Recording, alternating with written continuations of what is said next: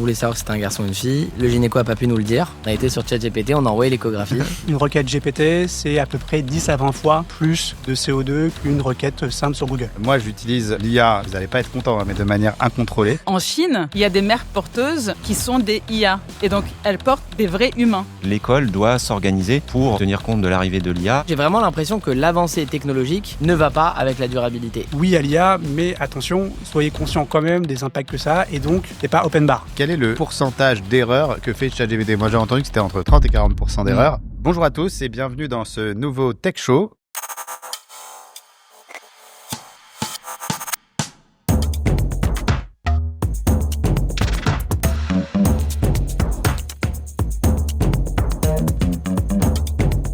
Alors, pour cette nouvelle émission, elle va être dédiée à l'IA, mais également au RSE, l'écologie. Essayer de mixer les deux. Et donc, on a de superbes invités aujourd'hui pour cette émission. Donc, Edwina, qui fait son comeback au Tech Show et qui va nous parler M&A. Faut-il regarder l'IA et le RSE quand on regarde une société, quand on a une target? On a également Ruben, qui est un nouveau pensionnaire du Tech Show, qui va nous donner sa vision en tant que fondateur de Follow. Et enfin, deux superbes invités donc du cabinet Equancy, donc Hervé Mignot, qui est expert IA et Chief AI Officer, et Vincent Philippine, qui est l'expert RSE, on dit Sustainability, c'est ça? Exactement. Salut Vincent. Ravi de vous avoir pour cette nouvelle émission. Je crois qu'il va y avoir beaucoup de débats, aujourd'hui. Qui a beaucoup de sujets passionnants à traiter. Donc IA, une IA éthique, une IA responsable. Voilà les sujets dont on va parler aujourd'hui.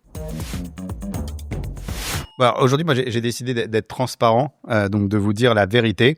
Moi, j'utilise l'IA de manière, vous n'allez pas être content, mais de manière incontrôlée, totalement incontrôlée. Je pense que ChatGPT, c'est devenu un de mes meilleurs amis. Donc, je lui parle toute la journée. Je pense que c'est et mon meilleur ami, et mon psy, et mon coach, et mon associé. Enfin, pour moi, ChatGPT, c'est vraiment extrêmement important dans ma vie.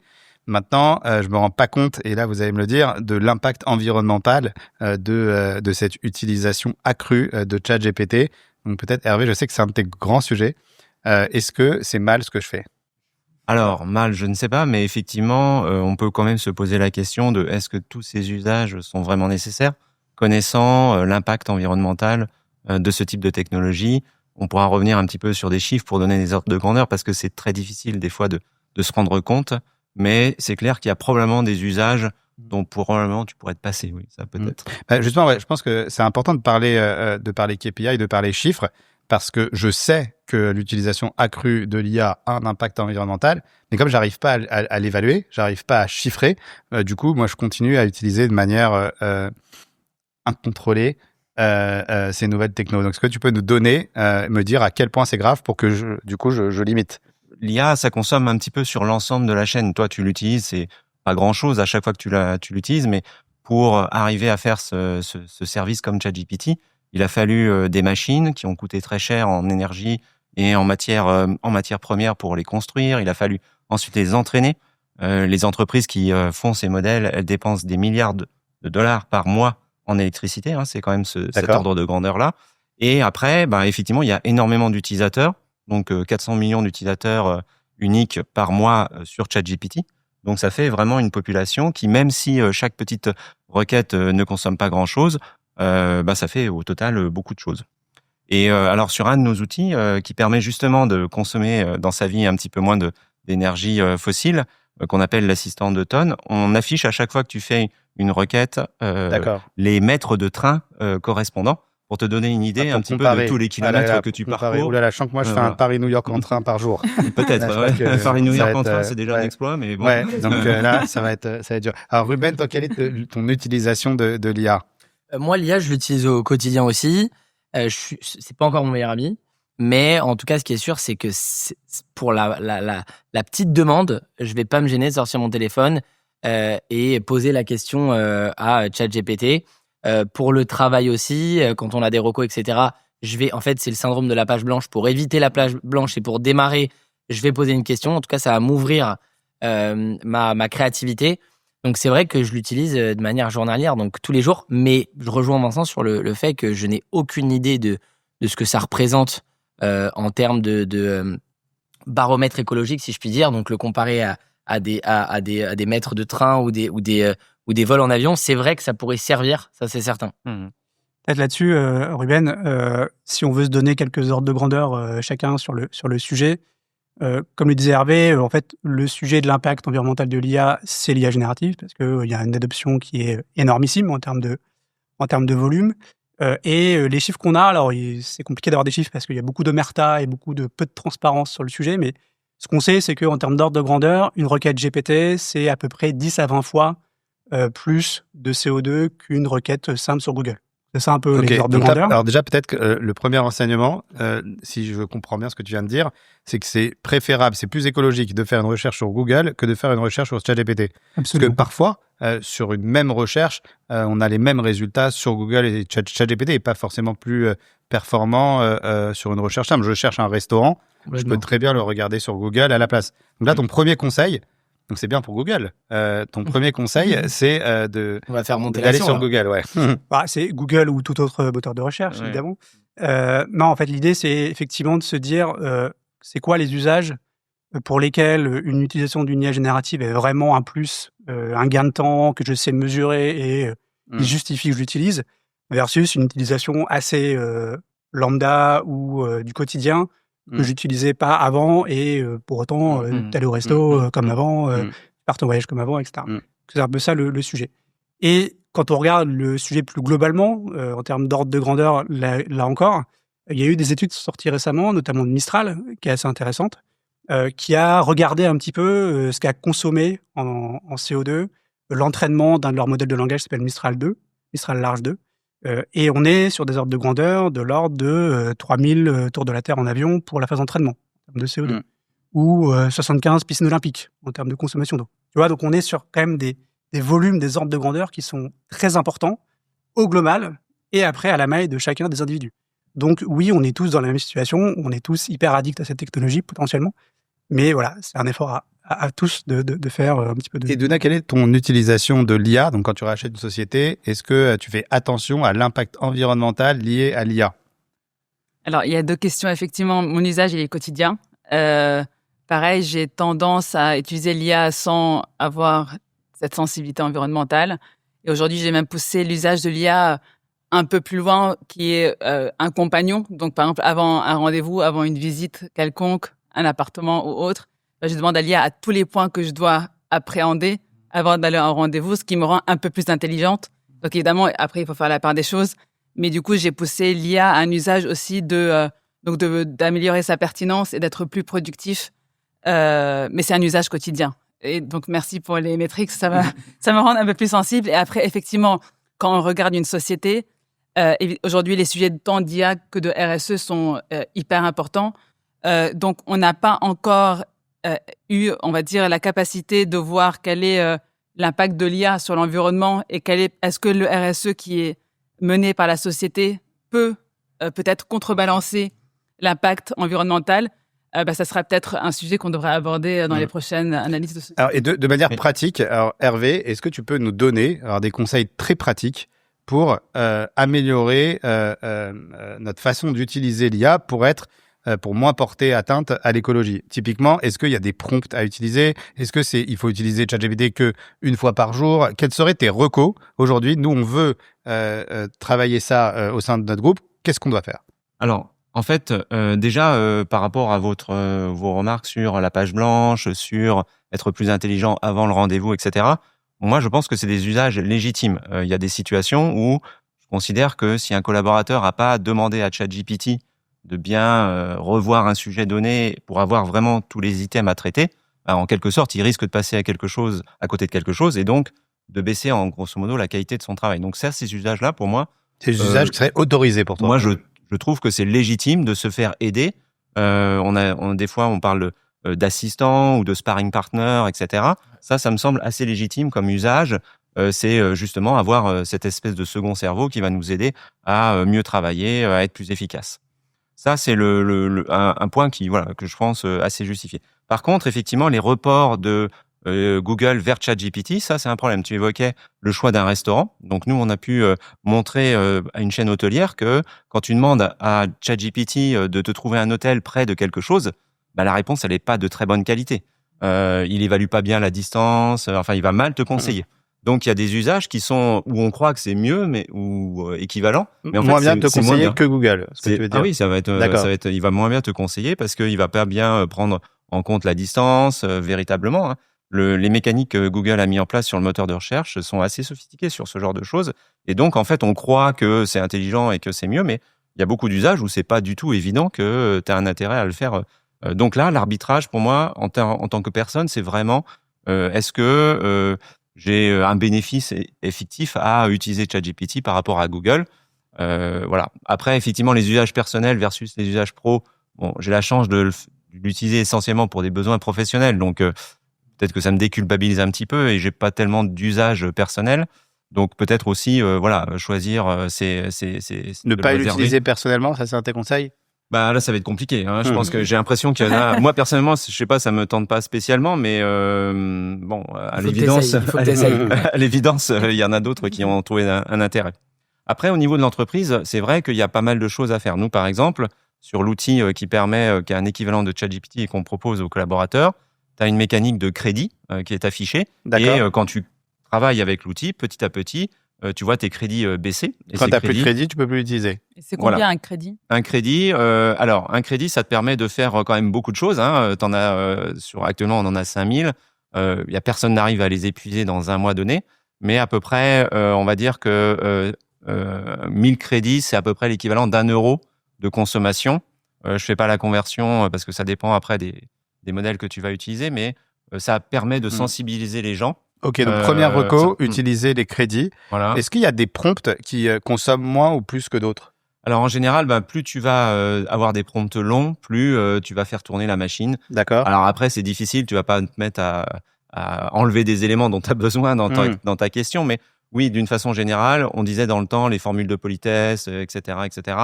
Bon, alors ça, c'est vrai qu'il faut pas utiliser de formule de politesse avec ChatGPT. Ça permet de raccourcir en tout cas ton prompt et il y a des choses qui sont inutiles et dont les effets sont pas prouvés entre guillemets. Donc ça, avoir des questions courtes. Des fois, moi, je mets juste un mot-clé et il est parfaitement capable de comprendre ce que je veux et il va extrapoler de ce mot la suite. Alors, ça a réduit de quelques caractères ma requête, mais voilà. On n'a pas forcément systématiquement besoin d'écrire une grosse littérature pour lui poser une question. Ouais. Nous, on est de plus en plus interrogés par des clients, par des grandes marques sur le sujet, avec un brief qui est assez clair, qui est de dire, en fait, on est un peu entre le marteau et l'enclume, c'est-à-dire qu'on nous demande de généraliser l'utilisation de l'IA parce que ça génère des gains de performance, en particulier IA générative, et en même temps, on est quand même conscient des impacts que ça a. C'est trouver en fait le bon équilibre entre qu'est-ce qu'on doit faire, les avancées et les atteintes aux libertés fondamentales. Exactement. Et nous, ce qu'on propose, c'est de dire déjà, comme on fait là, sensibiliser vos collaborateurs. Voilà, leur dire, leur donner des moyens, des chiffres, des métriques pour prendre conscience du sujet. 2, peut-être adopter des pratiques d'entreprise autour d'une IA responsable. On parle de charte ou d'engagement comme ça pour favoriser ça. Et puis après, effectivement, comme disait Hervé, on peut aller aussi vers des logiques de limitation, de crédit, pour contrôler un petit peu les usages en se disant que pour le quotidien ou en tout cas pour un usage uniquement professionnel et utile, ok. Par contre, pour tout ce qui est à côté et tout ce qui est un petit peu moins utile, on peut peut-être se limiter. On avait travaillé avec Hervé sur un sujet autour de la traduction. D'accord. Je pense qu'on a tous été bluffés par la capacité de traduction des LLM. Bon, bah oui, quand tu as 15 pages à traduire en 30 minutes pour ton N+3, peut-être que tu le fais. Par contre, quand tu traduis deux phrases pour un pote, tu peux soit le faire tout seul, soit le faire sur Google, quoi. Voilà. D'accord. C'est aussi j'aimerais savoir, c'est quoi la différence en termes de consommation d'énergie entre Google et ChatGPT? C'est vraiment du simple au double? Par 10. Par 10, d'accord. C'est 10 fois moins. C'est 10 fois moins. Ok, non, c'est fou. C'est fou. C'est fou. Est-ce que vous pensez que c'est temporaire et qu'à un moment, on pourra mieux développer ChatGPT de sorte que ça consomme moins, ou vous pensez que c'est ce modèle qui fait que ça consommera toujours beaucoup plus? Les meilleurs modèles, ce qu'on appelle les modèles frontières, consomment beaucoup. Et effectivement, il y a la communauté scientifique qui est très préoccupée par le sujet et challengée. Hein. Et donc, beaucoup de gens travaillent effectivement à concevoir des modèles qui consomment moins. Donc, il y a des stratégies. On construit d'abord un gros modèle très puissant. Et puis après, on en extrait un peu la substantifique moelle pour en faire un plus petit modèle qui va consommer moins. Ça, c'est vraiment des stratégies importantes. Avec aussi, c'est ce qu'on met en place, nous, dans certains cas, la possibilité que quand tu poses ta question, il y a une première analyse peu coûteuse qui est faite et on détermine est-ce que cette question, il faut la traiter avec un gros modèle parce qu'elle est compliquée, parce que là, la complexité justifie la dépense, ou est-ce qu'elle est suffisamment simple pour prendre un plus petit modèle qui va aller plus vite et qui va consommer beaucoup moins. Donc ça, c'est aussi des stratégies qu'on peut développer, mais à l'échelle de l'entreprise, c'est clair. Est-ce que c'est pas une erreur d'être sur tous les combats et que à un moment donné, on se dit que l'avancée technologique, elle ne peut pas aller avec justement comment on dit la sustainability. En fait, la durabilité en bon français. La durabilité. La durabilité En fait, si tu veux, j'ai vraiment l'impression que l'avancée technologique ne va pas avec la durabilité. Et en fait, on le voit avec Google, parce que quand ChatGPT n'existait pas, même l'utilisation Google, le search était déjà énorme. Là, on le voit avec ChatGPT. Et moi, en fait, j'ai peur clairement d'être contre-productif, de dire à mes employés, alors oui, je vous ai encouragé à utiliser ChatGPT, mais ne mettez pas tous les mots qu'il faut. Ne soyez pas poli, mais aussi triez vos déchets. Mais attendez, venez en électrique. J'ai peur de les perdre. Et je me dis que là, tu vas créer. Non, mais en fait, je me dis que le travail doit être fait. Là, je vois qu'Hervé commence à s'énerver là. Non, mais et tu l'as dit, Hervé, le travail doit être fait par les personnes qui, de l'autre côté, qui vont concevoir justement ces machines-là. Et tu dis que c'est pas à toi d'intervenir, c'est plus à ceux qui fabriquent l'IA. Je pense que on va être dans des micro-problèmes si on demande à chaque personne. Moi, je crois que tu vas avoir un gros problème avec Hervé dans 2 secondes. Non, mais je finis. La réalité aujourd'hui, Hervé, c'est que on le voit, on est en 2025, les gens sont de plus en plus fainéants. Ils ont Deliveroo, ils ont Uber pour les voitures, ils ont Deliveroo, ils ont Amazon. Ils veulent tous entrer dans une même plateforme. On va pas leur demander d'aller sur Google pour ci, sur ChatGPT pour ça. Je pense que ça, c'est inévitable. C'est mon avis. Et du coup, je pense que pour régler ce problème-là, il faut trouver une solution ailleurs. Je l'ai dit. J'ai pris mon courage à deux mains, je l'ai dit. Grand red flag, Ruben. Grand red flag. Non, mais ce que tu évoques, c'est un peu une ligne de crête qu'il faut qu'on trouve. Alors d'abord, est-ce que tu vois, la sustainability est contre l'innovation à chaque fois? Moi, je pense pas. Tu vois, c'est des débats séculaires qu'on a depuis très longtemps, notamment en Europe. Moi, je pense qu'on peut faire les deux. On peut être performant et en même temps être conscient de la planète sur laquelle on vit et des enjeux associés. Après, effectivement, il y a des enjeux globaux autour des GAFAM, autour des labs qui développent les modèles, etc. Petite parenthèse, Google a augmenté ses émissions, a multiplié ses émissions par 2 depuis 2023, pardon. Voilà, notamment à cause de l'IA. Donc, il y a quand même un vrai sujet. Après, nous, ce qu'on dit, c'est, on dit pas à nos clients, arrêtez de faire de l'IA. Effectivement, ça n'aurait pas de sens, ce serait totalement inaudible. Notre sujet, c'est de dire, oui à l'IA, mais attention, soyez conscients quand même des impacts que ça a, et donc, c'est pas open bar. Voilà, c'est une IA où on est un peu tous responsables des impacts que ça a.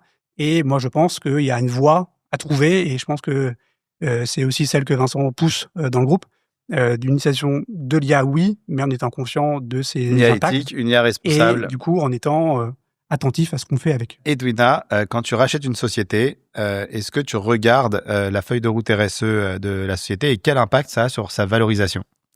Alors oui, c'est une très bonne question. On regarde effectivement la feuille de route RSE. Aujourd'hui, c'est indispensable, on va dire, dans l'écosystème dans lequel on évolue et surtout l'impact de la société, qu'il soit environnemental ou sociétal. Alors aujourd'hui, ça n'a pas un impact direct sur la valorisation, mais ça milite, on va dire, vers une valorisation plus élevée. Donc il n'y a pas encore un lien direct en disant ça mérite un tour de multiple d'EBITDA en plus, mais ça permet on va dire que les actifs qualitatifs, ou en tout cas les valeurs de la société, ou en tout cas ce qu'elle fait rayonner dans son écosystème, soient plutôt positifs. Est-ce qu'il y a un indicateur que vous regardez, un outil qui vous permet d'appréhender la pertinence d'un point de vue RSE de la société? Alors, il y a évidemment tous les labels. D'accord. Quel label? Ecovadis. Exactement. Il y en a plein. Bicorp. Exactement. Bicorp, il y en a de plus en plus. Et quand on sait quelle est la difficulté pour en avoir un, donc en vrai, ça fait sortir du lot quand ils les ont, et surtout par Ecovadis avec les différents grades. Donc, ça permet justement de faire émerger certains acteurs qui sont très performants. Donc, performance n'est pas contre, on va dire, environnement et sustainability. Et donc, effectivement, ça fait, on va dire, ça fait émerger des acteurs qui ont pu allier les deux combats. Dans l'IA responsable, moi, j'entends, on va dire, environnement, le côté environnemental, mais aussi le côté éthique et sociétal. Et je ne sais pas si vous avez vu cette dernière news qui date de quelques jours, où il y a le président de l'Albanie qui a nommé donc un ministre anticorruption, qui est un robot, donc IA, pour justement venir couper l'anticorruption, sachant que c'est l'un des pays les plus corrompus. Ça, je pense que c'est quelque chose qui va beaucoup plaire à Vincent, non? J'adore. Attendez, j'ai pas compris. Le ministre. Le président a nommé donc une ministre, donc c'est une femme IA, donc c'est un robot. Ok. Pour lutter contre la corruption. Qui n'est pas un humain. Qui n'est pas un humain. Donc il l'a créé. Alors je ne pense pas que ce soit lui qui l'ait créé, oui, mais en tout cas c'est effectivement. Ok, incroyable. Donc okay. c'est une IA qui est une femme. Et qui aura un rôle donc de lutter contre la corruption, sachant que l'Albanie est l'un des pays les plus corrompus. Incroyable. Et donc ça fait la une des journaux. Et donc c'est là où on peut se poser la question par rapport à l'éthique et la responsabilité donc de cette ministre sur la prise des décisions qu'elle prendra dans les prochaines semaines ou prochains mois. Complètement fou. Ouais, ça donne un petit avant-goût. Elle intervient sur les achats en fait de l'État, entre autres, parce qu'on imagine que c'est là où il y a un sujet de corruption. Je pense que ça donne un petit avant-goût de ce qui pourrait arriver dans certains contextes et dans certains pays, etc. Mais ça permet aussi effectivement d'évoquer des autres enjeux de l'IA et de l'IA responsable. On parle beaucoup d'environnement, mais il n'y a pas que ça. Il y a aussi les enjeux d'éthique, il y a aussi les enjeux de responsabilité, il y a aussi les enjeux de contrôle de cette technologie. À partir de quand on risque, nous, humains, de perdre le contrôle sur une partie de ce périmètre-là. C'est tout ça qui est aussi derrière, les sujets de droit d'auteur aussi, quand on fait de l'IA générative, les sujets de fracture aussi technologique entre des collaborateurs qui ont accès, qui manipulent bien, et d'autres qui ont moins accès, etc. Ça pose beaucoup de questions quand même. Et donc, je pense que ça fait partie de notre responsabilité aussi, en tant que conseil et en tant que groupe, dans le digital, de se poser un peu ces questions-là, quoi. Après, si je peux me permettre, parce que je réfléchissais parce que la news c'est une première mondiale, on est d'accord. Oui, et il y en a d'autres comme ça, si vous voulez, j'en ai plein. Ah bah, ça peut être sympa d'avoir la rubrique de Mina. Il y en a une autre quand même qui m'a aussi estomaquée. C'est en Chine, il y a des mères porteuses qui sont des IA. Et donc, elles portent des vrais humains. Et donc là aussi, ça pousse encore l'éthique encore plus loin. C'est encore un prototype. Mais ça également, si vous tapez mère porteuse, IA, etc. en Chine... ça fait partie aussi des questions qu'on peut se poser. Dès qu'il y a une avancée technologique, il faut toujours trouver ce fameux équilibre entre, d'un côté, l'avancée qui peut permettre de résoudre des problèmes encore non résolus, et de l'autre côté, l'atteinte qui peut être portée aux libertés fondamentales. Et je pense que le rôle du législateur, c'est d'encadrer et de trouver ce bon équilibre entre l'éthique et le progrès. Parce que pour revenir à la ministre, désolé, c'est une ministre qui va pas voyager, qui va pas utiliser ChatGPT, non mais c'est vrai. Si c'est énergie. Oui, elle-même, oui, c'est vrai. Mais l'un des arguments, c'était aussi que comme il n'y a pas de pot de vin qui serait donné à cette IA, donc elle va trancher de manière aussi factuelle. Donc elle n'est pas elle-même corrompue pour être Je sais pas si vous vous rappelez, dans Retour vers le futur 2, ils avaient enlevé les avocats. C'était pas mon époque, désolé. Et les avocats étaient des IA en fait. Puisqu'ils avaient ils avaient abandonné le métier d'avocat. Et c'est vrai que là, on est peut-être plus très loin d'y arriver. Oui, dans le futur. D'y arriver. Et on parle d'éthique, je crois que vous faites partie d'une association, Follow, qui vous faites partie en fait, tu parlais justement de est-ce que les marques regardent si justement on a comment on travaille avec justement l'environnement, est-ce qu'on est responsable, est-ce qu'on est une agence responsable. Et pour nous, effectivement, chez Follow, c'est hyper important. Parce qu'on fait partie des membres fondateurs de l'UMIC, dans lesquels il y a évidemment des règles. En fait, c'est une union responsable autour des métiers de l'influence. D'accord. Qui rassemble toutes les agences des créateurs de contenu et dans lesquelles on a mis justement des règles.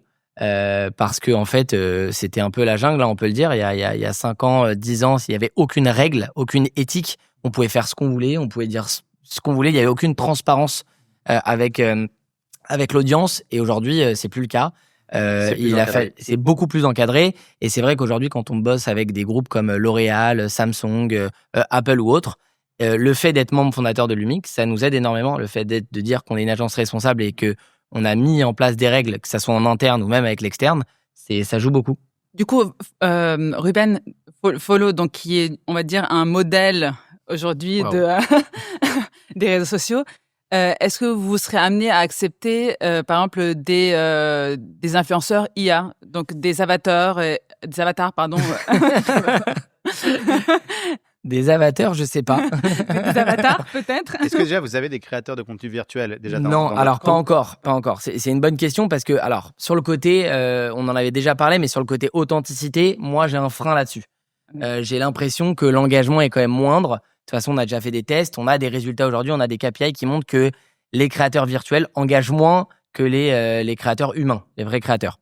En revanche, il faut toujours regarder ce qui va se passer, il faut être en veille constante. C'est vrai qu'il y a un fort intérêt pour les avatars, les créateurs virtuels. Et la question de se dire, est-ce que pour des raisons éthiques, vous pourrez représenter un créateur virtuel chez Follow, elle ne s'est pas encore posée parce qu'effectivement, quand on pèse le pour et le contre, on ne sait pas qui est moins responsable, l'avatar ou le créateur humain. C'est une question qu'il faut se poser parce que l'avatar ne voyage pas. Donc en fait, comme on n'a pas de chiffre en face, on ne sait pas qui est le moins responsable. Donc c'est une bonne question à poser. Est-ce que l'avatar, tu peux le aussi préprogrammer à ce qu'il doit faire, ne pas faire, qu'est-ce qu'il doit publier, ne pas publier. Complètement. On sait qu'il respectera des règles puisque c'est un avatar. On sait qu'il va pas se déplacer dans le monde entier. Encore une fois, c'est un avatar. Donc, on n'a pas encore fait ce travail de se dire, finalement, qu'est-ce qui est le moins responsable ? Est-ce que c'est un créateur qui fait le tour du monde et qui n'est pas forcément éthique ou est-ce que c'est un influenceur virtuel ? Alors, donc, les marques ont traité le sujet RSE. C'est maintenant, ça fait partie de la stratégie d'une entreprise que de travailler le RSE. Par contre, je constate, et vous allez me dire si vous êtes d'accord ou pas, un décalage entre le savoir-faire, en fait, ce qu'elles font pour s'améliorer, et le faire savoir, c'est-à-dire qu'elles communiquent parfois beaucoup plus que ce qu'elles font vraiment. Est-ce que vous êtes d'accord avec ça ? Et typiquement, j'entends que certaines boîtes, par exemple, travaillent le référencement naturel autour du RSE pour être dans les premiers résultats des moteurs de recherche sur ces sujets, alors qu'il y a un décalage entre ce qu'ils prétendent faire et ce qu'ils font vraiment. Ouais, alors c'est une très bonne question. En fait, nous, ce qu'on voit au quotidien avec nos clients, c'est qu'il y a une espèce de méfiance ou d'ambivalence entre la marque et ses engagements RSE. On a d'un côté ce qu'on appelle le greenwashing, c'est-à-dire des marques qui communiquent sur des postures, sur des produits, sur des engagements, sans apporter de preuves concrètes de ce qu'elles font. Et donc ça, c'est typiquement la définition même du greenwashing. Et donc, ça vaut pas grand-chose. Et à l'inverse, on rencontre aussi, nous, des annonceurs qui font des choses. Mais qui en parlent pas. Et qui en parlent pas parce qu'ils ont peur, justement, d'être taxés de greenwashing. Donc, on est dans une espèce de truc comme ça, où on a des marques qui surcommuniquent sans preuve, et qui, du coup, sont souvent rattrapées par la patrouille, entre guillemets, et d'autres qui font des choses et qui n'osent pas communiquer parce qu'elles ont peur d'être justement taxées de greenwashing. Oui, mais je comprends. Ouais, on est d'accord, parce que c'est compliqué. C'est vraiment avoir le cul entre deux chaises. C'est impossible de se dire, et nous, on a le même sujet, on fait des choses au quotidien avec les créateurs pour des sans-abri, etc. Quand on pose la question, mais Ruben, il faut en parler. Hors de question. Parce qu'aujourd'hui, en 2025, quand tu montres que tu fais le bien, tu peux être taxé de... Pour le marketing. Ouais. Et les marques qui font un peu les deux, ça veut dire qu'ils font quand même des choses, mais en contrepartie, ils consomment de l'autre côté. Par exemple, un petit peu. Il y a un gros sujet, c'est le sujet de la compensation. Qu'est-ce que vous pensez ? Parce que parfois, on culpabilise. Donc là, voilà, je me rends compte que je ne savais pas exactement l'impact, en tout cas à titre perso, de mon utilisation de ChatGPT, de l'IA. Est-ce que si je fais de la compensation, donc si je fais un don, pour la création par exemple d'une forêt, est-ce que c'est acceptable ou est-ce que c'est pas acceptable ? Alors, sujet complexe. La compensation, la règle souvent qu'on utilise quand on fait la sustainability, c'est de dire la priorité absolue, c'est de réduire. Avant de compenser, il faut réduire. D'accord. Et souvent, les marques font un peu dans l'autre sens. Et là, on est assez proche du greenwashing parce qu'il n'y a pas d'engagement de réduction et on plante des arbres. Comme ça, on se dit qu'on a fait ce qu'il faut faire dans le bon sens. Réduire, puis compenser. Pour autant, la compensation va devenir quelque part obligatoire parce qu'une entreprise ne peut pas faire zéro émission de CO2. Ça n'existe pas. C'est impossible. Parce qu'au moment où il y a des flux physiques. Voilà. Donc, oui, la compensation, mais d'abord, priorité absolue, réduire. C'est là qu'est la difficulté. Hervé, d'accord avec ça ? Tout à fait d'accord. Le sujet de la compensation, c'est un sujet difficile, mais ça peut être qu'un élément temporaire. L'objectif, c'est bien la réduction et le contrôle. Un meilleur déchet, c'est le déchet qui n'est pas produit, par exemple. Et donc, tous ces éléments-là sont à prendre en compte. Sur la partie de l'IA, il faut pas aussi confondre le fait que c'est dans l'intention de l'entreprise peut-être de faire du greenwashing, etc. Et l'outil, l'IA n'est qu'un outil, en fait, en quelque sorte. Elle aurait pu utiliser des tas d'autres façons de le faire.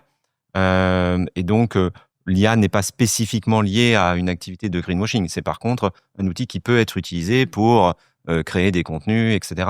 Mais on est là sur un détournement de son usage à des fins qui, de toute façon, dans une certaine mesure, sont condamnables ou répréhensibles, suivant le degré. Donc, l'IA n'est que là un outil, c'est pas elle qui est responsable de ce type de pratique. Alors, Ruben, j'ai une question à te poser sur notamment la communication, et on va dire la réglementation autour de la communication quant à l'usage de l'IA. Est-ce que tu penses que, comme ce qu'on a fait, enfin, ce qui est fait plutôt pour le tabac, l'alcool, etc., ajouter à chaque fois une petite phrase en disant que ça a été généré par l'IA, ou par exemple que la génération via cette IA génère autant donc de CO2 ou autre. T'en penses quoi, notamment sur les réseaux sociaux? Je pense dans le cadre d'une régulation, c'est une excellente idée. Ça va, et je vais même te dire qu'il y a même Photoshop qui doit rentrer dedans, parce qu'aujourd'hui on trompe les gens, et c'est contraire à ce qu'on essaye de faire justement avec le MIC. Quand il y a une collaboration qui est rémunérée, on se doit de le dire, on se doit d'être transparent. Donc quand la photo a été modifiée, que ça soit via Photoshop ou via IA, on doit pouvoir le dire. Et pour moi, l'écrire, c'est indispensable, et je pense qu'on tend vers ça. Mais tu ne penses pas qu'à un moment donné, ça va surcharger donc la création, peut-être aussi limiter la productivité de la création à vouloir à chaque fois ajouter ce petit tag, et peut-être qu'il y aura une fatigue de la part du consommateur à ne plus lire la petite phrase en bas? Complètement, on s'est posé la question, exactement la même question avec quand on mettait collaboration rémunérée, et on se disait ça va forcément moins performer déjà. Et c'était le cas. Ça a donné lieu à quoi? Ça a donné lieu à une créativité 10 fois plus importante, où fallait se mettre autour de la table et se dire, je pense que maintenant, on s'est habitué à le voir, exactement. Ouais, mais du coup, oui, mais je pense que les perfs, elles ont j'aurais augmenté après. En fait, ça a dû pousser les créateurs à se dire, on va être beaucoup plus créatifs. On n'a pas le choix, puisque, en fait, laisser paraître un produit de manière naturelle dans un contenu, on peut plus le faire. Donc, du coup, on est obligé de dire, attention, ce post est rémunéré. Et du coup, ça implique une créativité qui doit être beaucoup, beaucoup plus importante. Mais aujourd'hui, sur Photoshop, c'est exactement la même chose. Quand on voit que ça soit dans n'importe quelle typologie de photos, n'importe quel secteur, on voit des photos qui sont vraiment modifiées. C'est dérangeant, et c'est pas bon en fait de se dire que ça a été truqué, et c'est biaiser la réalité. Donc je pense qu'il faut l'afficher de manière claire. Et si on veut reboucler avec la partie environnementale, peut-être Vincent et Hervé, est-ce que vous pensez qu'on devrait ajouter ça a consommé tant, ou pour sensibiliser aussi, on va dire, le lecteur lambda? Ouais, moi je pense que, on a un devoir d'information, et que deux, faut arrêter d'avoir peur de tout, et que il y a des pans de la vie, tu vois, l'alimentation, il y a Nutri-Score, il y a Yuka, les gens ont l'info, ils l'utilisent ou pas, ça t'empêche pas d'acheter des produits dégueux et transformés 1000 fois. Simplement, t'as l'info. Voilà. Et moi, je pense que pour l'IA, on peut faire pareil. On peut donner l'information, et après, chacun est grand. Alors moi, je suis pour la réglementation, mais le seul petit bémol, c'est qu'on est quand même sur des marchés mondiaux, et les règles sont pas les mêmes partout.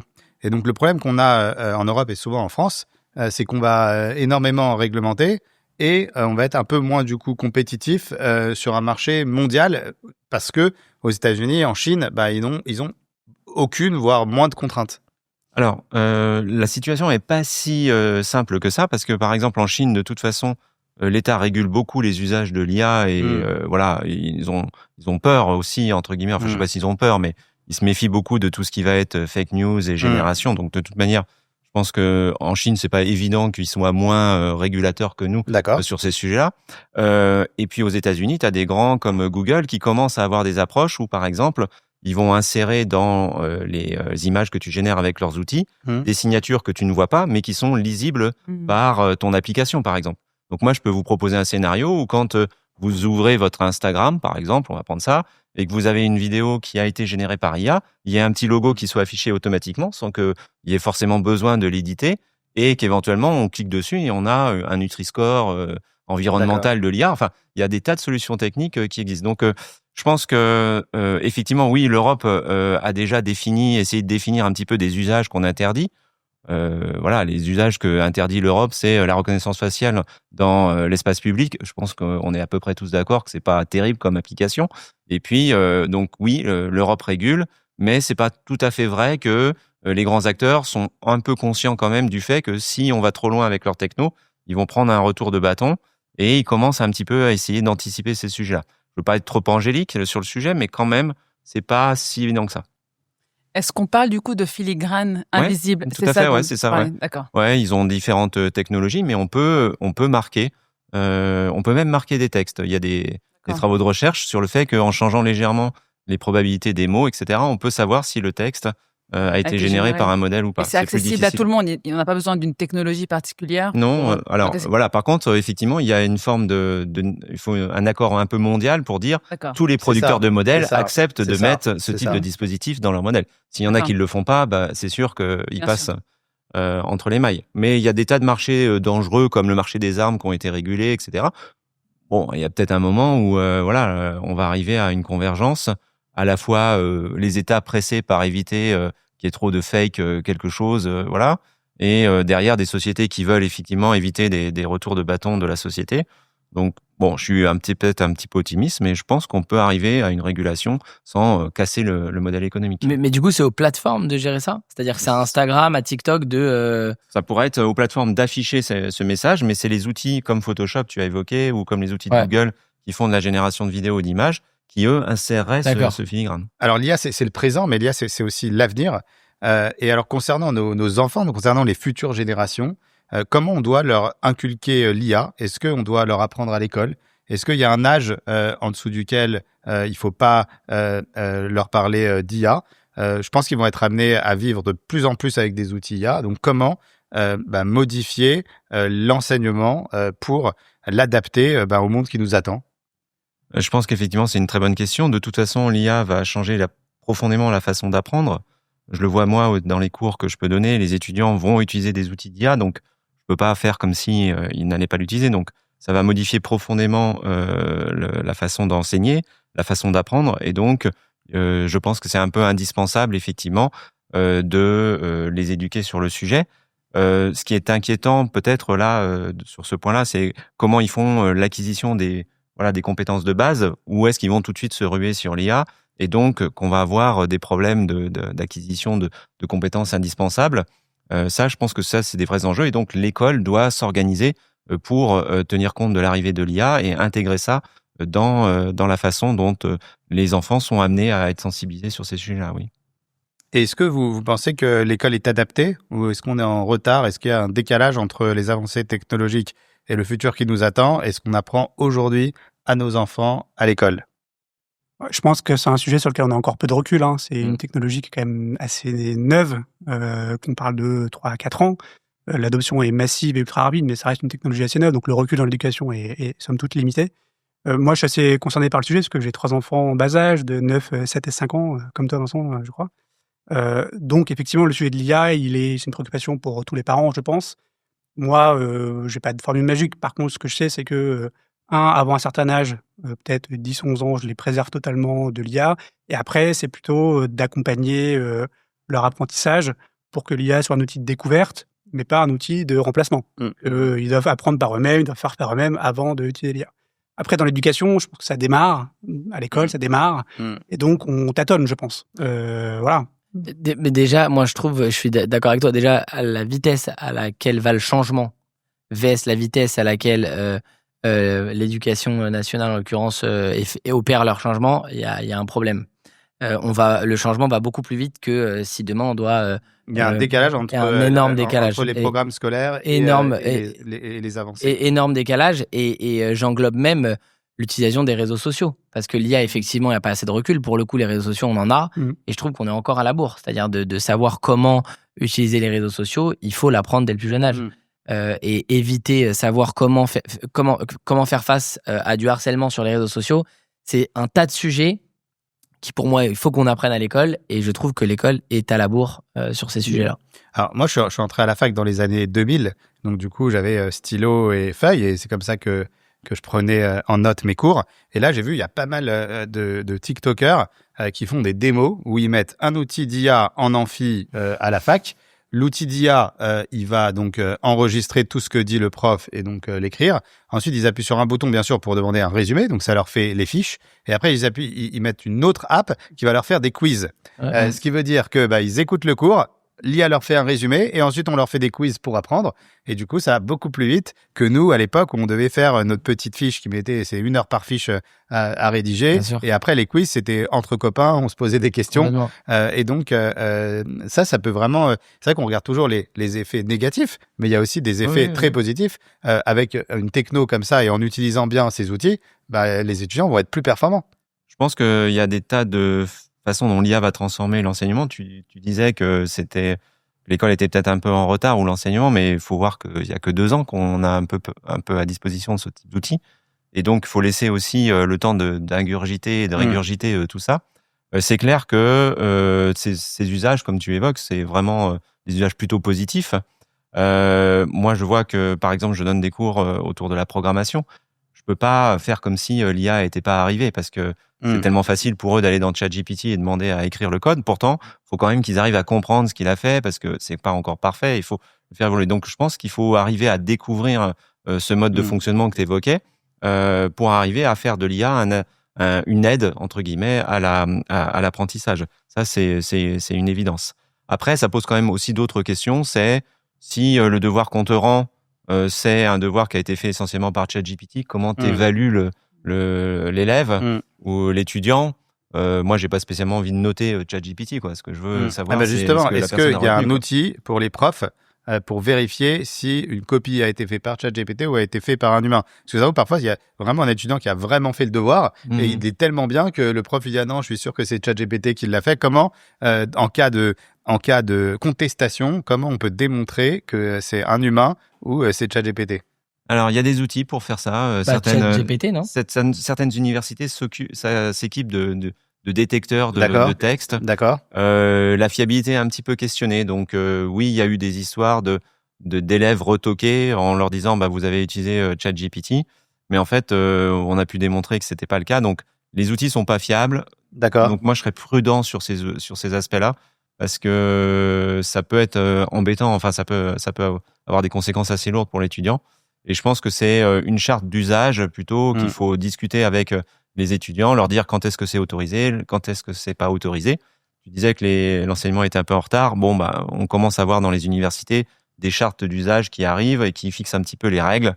Il y aura toujours des gens qui essaieront de tricher ces règles, tricher avec ces règles. Mais est-ce que ChatGPT lui-même ne permet pas de vérifier si ça a été fait par ChatGPT? Non, en fait, ça marche pas très bien. Okay, ça marche pas très bien. Et j'aimerais rebondir là-dessus parce qu'aujourd'hui, ChatGPT ou les autres LLM font encore des erreurs.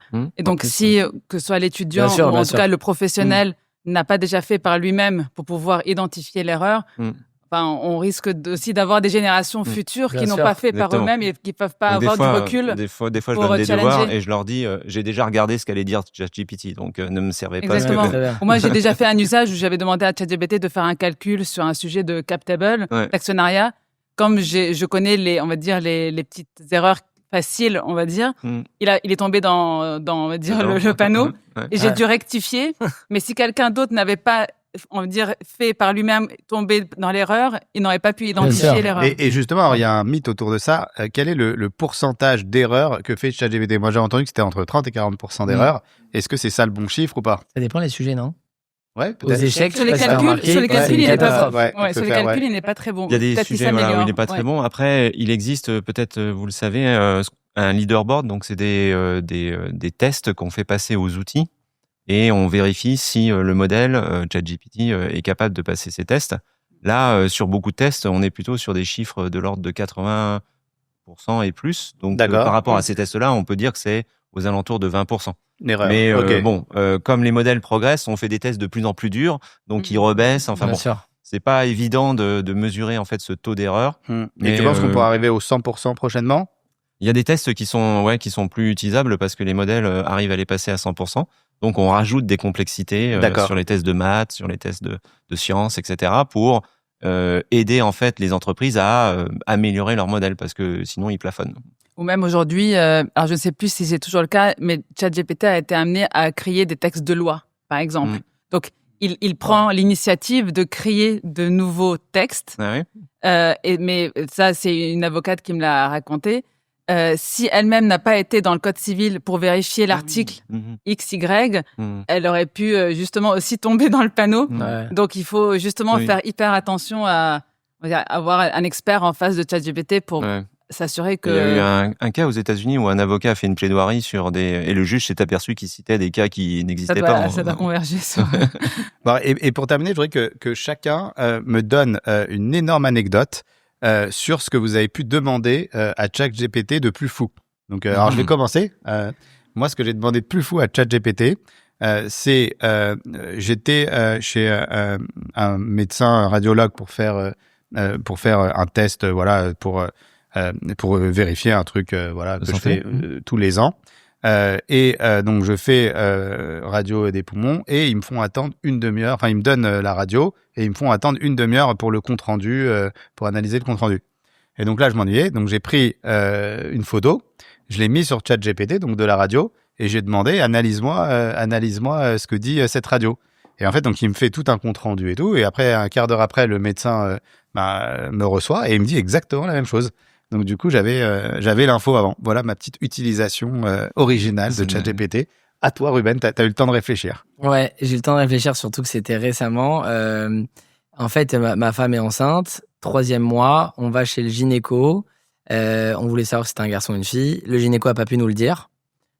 Et on va savoir pourquoi. Désolé, Hervé. Voilà, on a été sur ChatGPT, on a envoyé l'échographie. Mais... il n'a pas pu répondre. Voilà. Il a dit comme il a dit c'est pas sûr. Il a dit c'est pas sûr. Il a dit on peut pas encore vous donner.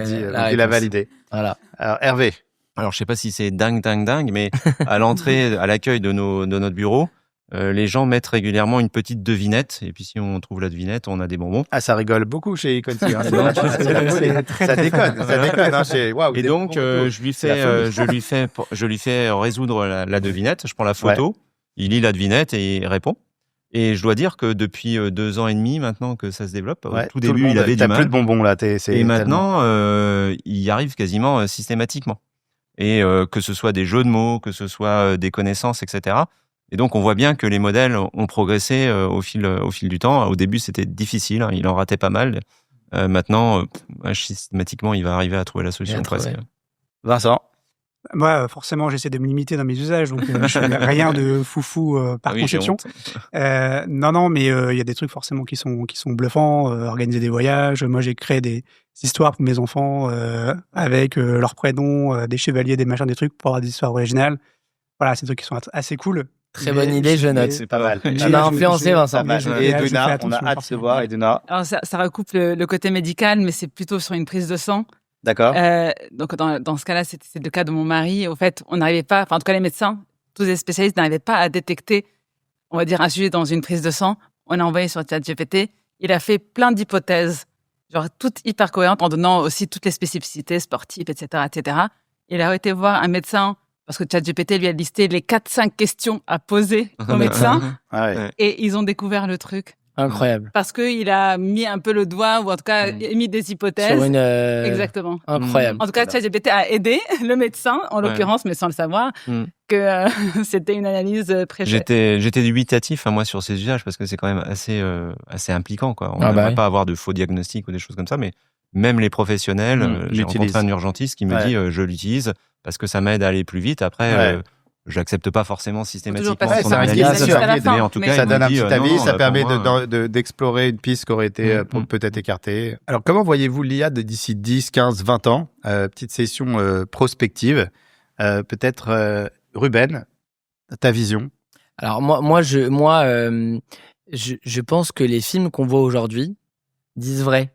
C'est-à-dire que pour ceux qui ont vu Black Mirror ou autre, j'ai vraiment l'impression que dans 20 ans, l'IA et l'humain ne feront plus qu'un. Je dis pas qu'il va y avoir forcément des robots, etc. Mais je dirais que ça va être à tous les moments de notre vie, du matin jusqu'au coucher, de nos lunettes jusqu'à notre smartphone, jusqu'à notre bague. Et je pense que tout sera relié à l'IA. En fait, pour moi, c'est une avancée technologique considérable et je ne vois pas comment on peut empêcher ce progrès et cette utilisation. C'est mon avis. Eduna? Je te rejoins parfaitement, Ruben. Et pour reboucler avec le sujet qui est environnemental et éthique, je me dis que c'est comme chaque nouvelle innovation ou on va dire une nouvelle découverte. Au début, le coût est très élevé, que le coût qu'il soit financier ou environnemental. Et après, le challenge, c'est comment mettre à échelle. On est déjà à l'échelle. Démocratiser. Et surtout, je pense que le challenge pour les années à venir, c'est comment rendre cette IA peut-être, on dirait green by design ou avec des algorithmes plus sobres, donc et moins consommateurs, parce que l'usage sera, on va dire, démultiplié. Donc, je te rejoins avec ce challenge, donc pour les, on va dire pour les développeurs. Moi, ce que je pense, c'est que l'IA et les progrès autour de l'IA, ça va tellement vite que personne aujourd'hui, même vous êtes les plus grands experts, personne n'est capable d'anticiper ce qui va se passer dans 10, 20 ou 30 ans. De la même manière qu'il y a 20 ans, personne n'aurait pu imaginer le monde dans lequel on vit aujourd'hui. Oui. Et donc, à chaque fois qu'on parle de prospective, moi, j'aime bien laisser une petite case blanche comme ça, en disant, il va se passer quelque chose, ça c'est certain, mais ça va être tellement énorme qu'aujourd'hui, on n'est même pas encore capable d'anticiper ou de sentir ce qui va se passer. Je suis tout à fait d'accord. Je vois moi aussi, je fais partie des gens qui étaient prudents au début, non pas parce que voilà j'étais dubitatif, mais il y avait un grand décalage entre les annonces et la réalité de ce que c'était. Mais on voit que sur les 2 dernières années, ça a progressé significativement. Et je vois comment ça a transformé ma façon de travailler. Voilà, au niveau du travail, en tout cas, j'essaye d'éviter au niveau personnel, mais je des IA dans toutes les activités que je peux avoir dans la journée. Donc, tout à fait d'accord avec toi. Ça va devenir omniprésent. On va en avoir vraiment partout. Et donc, c'est un impératif d'arriver au niveau au moins de la communauté scientifique et technologique, d'arriver à produire des outils de ce type-là, beaucoup moins impactants au niveau de l'environnement. Je pense que c'est un des grands challenges qu'a la communauté sur ce sujet-là, parce que la transformation va être profonde et effectivement, savoir ce que ça va donner au final, c'est pas évident. Jusqu'où on va aller, Ouais, moi là-dessus, je sais pas si la question c'est de savoir ce qu'on voit ou de savoir ce qu'on veut. Alors, donner un petit red flag sur l'IA Green. Effectivement, je pense qu'on aura des modèles moins consommateurs en énergie, moins émissifs en termes de CO2. Après, IA Green, je pense que c'est une contradiction dans les termes, donc je n'irai pas là-dessus. Et après, qu'est-ce qu'on veut ? Moi, je pense que, en tout cas, moi, je milite pour une approche européenne du sujet. Voilà, effectivement, on a parlé tout à l'heure de compétition. Voilà, je suis un petit peu fatigué par ces sujets personnellement parce que on nous rabâche toujours ces sujets-là. Et je pense qu'on peut défendre un modèle qui est européen. On s'appelle Open Digital Group. Je sais qu'on y est tous attachés, en particulier toi, Vincent, qui est une utilisation de l'IA voilà, massive. Je pense qu'on est tous d'accord là-dessus, sur le fait que ça va se démocratiser dans beaucoup, beaucoup de domaines de la vie. Et en même temps, de faire attention. Voilà, de faire attention individuellement, collectivement, à ce que ça ne devienne pas n'importe quoi, à ce que ça ne devienne pas un planet killer, et à ce que nos enfants ne deviennent pas non plus des... voilà. Donc, voilà, moi je pense qu'il faut qu'on pousse ça, c'est ce qu'on fait au quotidien, c'est ce qu'on fait auprès de nos clients. Ça ne veut pas dire qu'il faut être contre l'IA, ça n'a aucun sens, évidemment. C'est juste qu'il faut trouver cette ligne de crête dont je parlais tout à l'heure. Merci à tous. On va clore ce nouveau Tech Show spécial IA, éthique et RSE. Les débats étaient passionnants. Merci beaucoup à tous. Ça nous fait beaucoup réfléchir. Et donc, je vous dis à tous, à très vite pour un prochain Tech Show.